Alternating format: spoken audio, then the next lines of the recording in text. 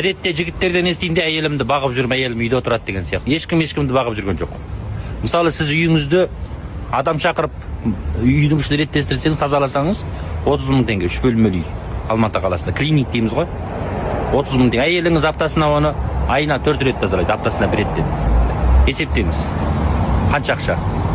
Егер сіз кіріңізді сыртқа жуғызсаңыз, қанша ақша болады? Тамағыңызды жарайды. Азық-түлікті алып келіп тамағыңызды істесеңіз қанша ақша болады? Балаңызға адам шақырып, балаңызға қаратсаңыз қанша ақша болады? Сондықтан селбесіп өмір сүру, неке деген селбесіп өмір сүру, біреуді біреу бағу деген сөз емес. Біз біреудің еңбегін бағалауды өзіміздің әйеліміздің, өзіміздің анамыздың еңбегін бағалаудан бастауымыз керек. Бұл дүниеде әділеттілік керек қой.